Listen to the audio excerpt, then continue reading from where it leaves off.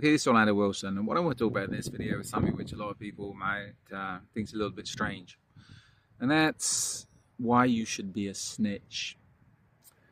This is something which I find which is a difficult topic, and a lot of people again, I discuss this with the people I deal with, I discuss this on my courses, etc. And a lot of people are like, oh, you shouldn't be a snitch, etc., etc. You shouldn't be going around telling tales on people, and etc. But you know what? In the close protection investigations business, and even more so, I would say, in the corporate security business, it's your job to tell tales on people. I understand, and it's one thing I find amusing. In the United States, the police have got the blue line of silence, etc., etc. You don't tell tales on brothers and all that complete BS.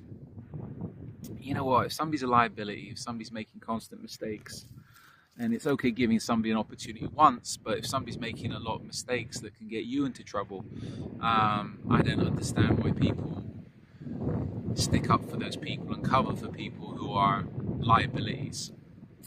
Coming on to the commercial world, and I understand in the police world, in the military world to some extent,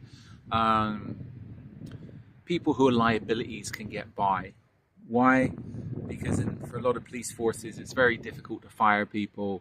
It's very difficult for people to be kicked out, and if they're kicked out, then there's lawsuits, etc. You know what? In the commercial world, we don't have that safety net.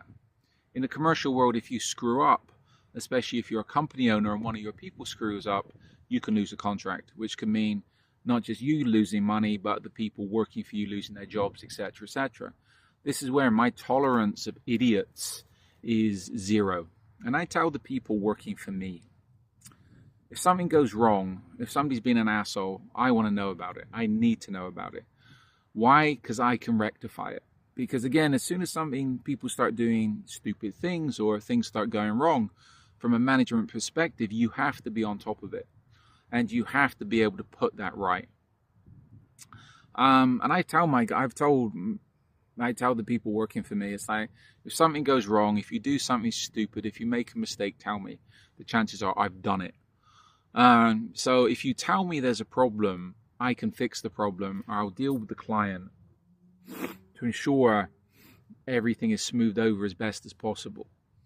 I've had it on several occasions where the clients have phoned me up because the people working for me have done something stupid or there's been a mistake, and you know what, nobody told me about it, and I'm there scratching my head, just saying to the client, okay, well, there's nothing I can do about it because I didn't know about it. And then I'm phoning up my guy saying, why didn't you tell me?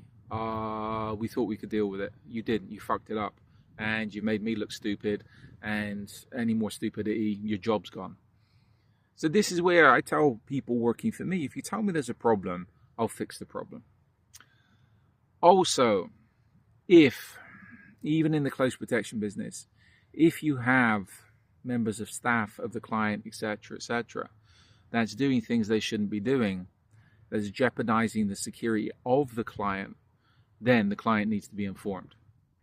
At least I need to be informed, because I need to know what's going on, because again, we're trying to anticipate potential problems and avoid potential problems.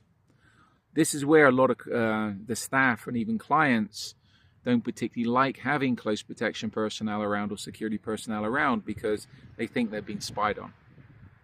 You know what? They should be being spied on. A lot of times I've had people working for me, and the information that's come back to me, I remember a couple of incidents, one in particular, where I spoke to the member of staff that was up to no good, and everything was smoothed over, sorted out, etc. It wasn't a big problem.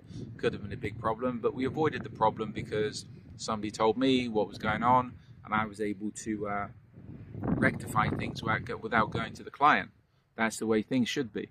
That way everything goes smoothly. But this is where it's like, all this, you cannot, in the commercial security world, and again, it's different than the military, it's different from the police, you have to, as I said, you have to be a snitch. You have to look at what's going on around you, and if what is going on around you is jeopardizing not just personal safety, personal security, but also jeopardizing your income, jeopardizing your job. And this is where people and I've seen it, I've most probably said this, I've said this in other videos, articles, I've seen it where a whole shift of a residential security team has been fired because one idiot had an argument with the client. One idiot done one thing wrong, the whole day shift is gone.